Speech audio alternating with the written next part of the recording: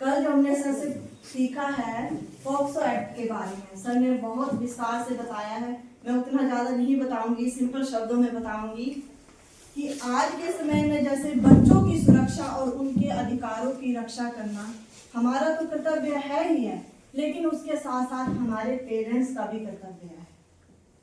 इसमें हमें सबसे पहले तो अपने बच्चों के साथ फ्रेंडली बिहेव करना है, ताकि जो भी प्रॉब्लम हो वो पहले हमें बता सके, उसके बाद अपने गुरुओं को बता सके। तो सर ने कल एक बात बड़ी अच्छी बोली थी, गुड टच बैड टच के बारे में। तो बच्चे छोटे होते हैं, उन्हें पता नहीं होता अभी तक। जब हम उन्हें बताएंगे, घर में भी सिखाएंगे, स्कूल में भी सिखाएंगे। उदाहरण के तौर पे मान लो एक छोटा सा बच्चा होता है, हम उसकी पीठ थपथपाते हैं तो वो खुश हो जाता है। तो उसको बताएं कि जो सहलाना होता है, थपथपाना होता है, ये क्या है, आपका एक गुड टच है। बैड टच के बारे में भी जैसे मान लो हम ऐसे छू रहे हैं तो बच्चों को खुद ही फील होता है कि ये जो मेरा छूना है वो अच्छा नहीं लग रहा उसको, तो ये बैड टच है।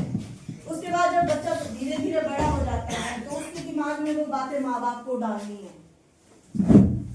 तो उसके बाद क्या करना है कि जैसे हमारे महिला शिक्षक हैं, सेक्सुअल हरासमेंट कमेटी बनाई गई है जिसके ऊपर, तो जो मैडम है उनका जो बिहेव होना चाहिए बच्चों के प्रति बिल्कुल पोलाइटली होना चाहिए। जब हम उनके साथ उस तरह से बिहेव करेंगे तो वो एकदम से हमारे सामने वो जो मतलब बातें हुई हैं उनको शेयर करना जरूर समझेंगे। और उसके बाद बोला गया है कि जैसे हमारे समाज में एक मुद्दा और उठा था उस दिन कि जैसे बाल विवाह के ऊपर उठा है। अभी भी हमारे समाज में जैसे गुप्त तरीके से बाल विवाह करवाए जाते हैं, जिसका बाद में जो कारण है वो बहुत ही बुरा निकलता है। ठीक है, तो उनको हमें सबसे पहले तो पढ़ाई की तरफ जागरूक करना है, ताकि बच्चे पहले किसकी तरफ ध्यान दें, अपनी पढ़ाई की तरफ ध्यान दें, कि बच्चे ये उम्र पास होने के बाद ही आप जो है इस शादी के बंधन में आ सकते हैं। तो ये कर्तव्य भी हमारा बनता है।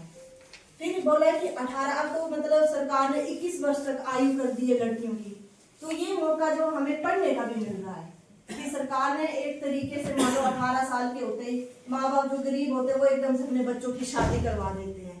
तो लेकिन सरकार ने इसमें एक अच्छा कदम ये उठाया है कि हम अपनी मर्जी से आगे बढ़ सकते हैं, हम बोल सकते हैं कि आप जबरदस्ती हमारी शादी नहीं करवा। मैंने पढ़ा था 22 सालों के बाद उन्होंने क्या किया, उस पहाड़ को तोड़ दिया। तो मेरे कहने का तात्पर्य ये है कि जब हम करेंगे, मन में ठान लेंगे, तो जिंदगी में जितनी भी मुश्किलें आएंगी हम उसे आसानी से पार सकते हैं। ये एक बहुत अच्छा उदाहरण था दशरथ मान जी का जो हमारे सामने है। इसमें ये नहीं सोचना है कि एक पैसे वाला ताकत वाला इंसान ही कर सकता है, नहीं, एक गरीब परिवार से निकलने वाला सदस्य भी जिंदगी में हासिल कर सकता है। उसी के साथ में नाम लूंगी हमारे श्री डॉक्टर APJ अब्दुल कलाम का। अब्दुल कलाम जी भी बहुत गरीब परिवार से थे, अखबार बेचने का काम करते थे सर वो भी। तो उन्होंने क्या सोचा था कि मैं कभी मतलब राष्ट्रपति बनूंगा, जिनको हम मिसाइल मैन के नाम से भी जानते हैं, तो वो अखबार बेचने का काम है। तो यही बात है कि लर्निंग बाय डूइंग के तहत हम ये सीख सकते हैं कि अगर हम जिंदगी में कुछ भी ठान लें, अगर हम अपने अंदर उस चीज को झांक के देखें तो हम भी कर सकते हैं और अपने बच्चों को भी अच्छी तरह से सिखा।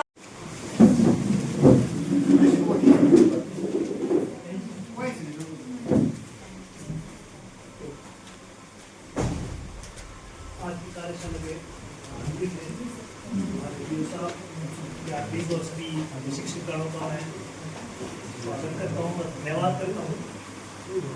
ये जो वर्कशॉप थी इसमें हमने बहुत सारी ऐसी चीज़ें सीखी जो शायद हमें थोड़ा पता भी नहीं, और बहुत सारे टीचरों का जो एक्सपीरियंस था उससे भी हमने बहुत कुछ सीखा। मैं जो हमारे KRPs हैं, सर हैं, कामेश्वर हैं, वो मैडम हैं, इनका बहुत धन्यवाद करता हूँ कि इन्होंने जो वहाँ पर सीखा वो हमें बड़े अच्छे तरीके से डिलीवर किया है। और बहुत सारी ऐसी चीज़ें इन्होंने बताई है कि शायद हमें पता नहीं थी, और हम वो दो दोस्तों की स्टोरी, और एक सक्सेस हुआ और एक फेल तो नहीं हुआ, लेकिन उसने डायरेक्शन जो है वो गलत ली, बस फर्क है। और जो डायरेक्शन गलत ली थी उन्होंने, वो मतलब उसकी वजह ये कि पेरेंट्स शायद उनको ध्यान नहीं दिया अच्छे से कि बच्चा क्या कर रहा है। तो शुरुआत यहाँ से होती है कि वो +1 10th में पढ़ रहा था लड़का। वो एक फ्री फायर तो आप सभी जानते होंगे, है ना, आपके बच्चे भी खेल रहे हैं ना फ्री फायर, और वो भी खेल रहा था, है ना। मना करते होंगे, मैक्सिमम लोग मना करते हैं, लेकिन आज आप स्टोरी सुनेंगे शायद हाँ भी करेंगे, सही मोटिवेट कर पाए अपने बच्चों को आप तो उसमें क्या होता है कि दो दोस्त होते हैं, मतलब फ्री फायर से ही खेल रहे होते हैं, तो एक मतलब आदर की भाई तू मेरा नाम रोशन करेगा, नाम रोशन करेगा। तो अच्छे से वो गेमिंग कर रहे थे, और एक लड़के जो मतलब रिलेटिव था मेरा, वो अभी शायद +2 में पढ़ रहा है, तो वो ऑनलाइन की दुनिया में चला गया, बहुत एडवांस शायद जो हम, मुझे तो शायद उस टाइम लगा था पता, पहले तो ये लगा ये कहानी है, शायद डार्क वेब के बारे में आपने सुना, डार्क वेब जो एग्जाम्पल तौर पर थोड़ा सा मैं ऐसे जितना मैं जानता तो क्या हूँ, लेकिन जो हम नेटवर्क इंटरनेट यूज कर रहे हैं आज, ये 4% इंटरनेट है ओल्ड वर्ल्ड पे जो ओपनली लीगल है, और जो 96% नेट है इंटरनेट है वो डार्क वेब में। के साथ हमने वर्कशॉप में डिस्कस किया है, उसमें NPE 2020 था, उसके बारे में बड़ा हैवी और हैवी डिस्कशन हुआ है, उसके बहुत सारे फ्रूटफुल रिजल्ट निकले हैं और हमने उन चीज़ों को आत्मसात किया है। हम आपको विश्वास दिलाना चाहते हैं कि हम उसको अपने क्लासरूम टीचिंग तक लेके जाएंगे, जो हमारा कार्य क्षेत्र है हम वहाँ तक उसको लेके जाएंगे। उसके बाद जो नेक्स्ट डे का हमारा हेल्दी टॉपिक था वो था NAS के रिगार्डिंग, तो NAS के रिगार्डिंग भी सभी टीचर साथियों ने बड़ा एक्टिव पार्टिसिपेशन किया था, इसमें हमारी एक्टिविटीज हुई थी, तो उसमें भी हेल्दी डिस्कशन हमारा रहा था। और फिर कमलेश सर ने ये जो हमारा बिल्डिंग और जितना भी इंफ्रास्ट्रक्चर है उसके बारे में बड़ा ज़बरदस्त अपना वक्तव्य रखा था, बड़े अच्छे तरीके से समझाया था। जो भी हमारे स्कूल के स्ट्रक्चर्स हैं, क्लासरूम कैसा होना चाहिए, हेड टीचर का या प्रिंसिपल का रोल कैसा होना चाहिए, प्लेग्राउंड की फैसिलिटीज कैसे होनी चाहिए, अगर छोटे बच्चे हैं तो उनके लिए प्ले वे में अपने घर को छोड़ करके ना दूसरे घर में जाना ठीक नहीं लगता है। हमारे भी पैरेलल वर्कशॉप चली हुई है, इसलिए मैं चाहता हूँ कि मेरा लास्ट सेशन जो है वो अपने लोगों के साथ जो है वो कन्वर्सेशन में गुजरे, तो मेरा ये सौभाग्य होगा। तो आज मैं पूरा मन बना करके आया था कि अपने मन के गुबार को बड़े शॉर्ट शब्दों में आपके साथ शेयर करूँगा, और हम चिंतन करेंगे कि वास्तव में हम क्या कर रहे हैं और हमें करना क्या चाहिए। एक स्टोरी के साथ आज की इस सेशन को आरंभ करते हैं। शायद मैंने अपने प्राइमरी टीचरों के साथ कई बार इस चीज़ को शेयर भी किया है, लेकिन इम्प्लीमेंटेशन में पता नहीं, मुझे लगता है क्यों कमी रह रही है, जिसके कारण जो है वो हमें इस प्रकार की परेशानियां जो है वो आ रही हैं।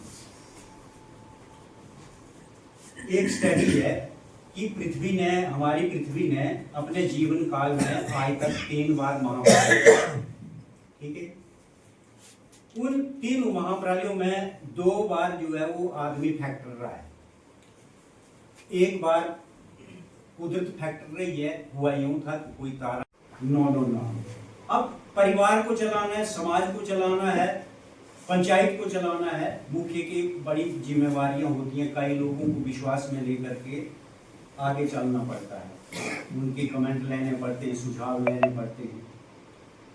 तो उनका जो मुखिया था वो नोडो नाम का एक पेंगुइन था, जो ऑटोक्रेटिक वे से काम करता था।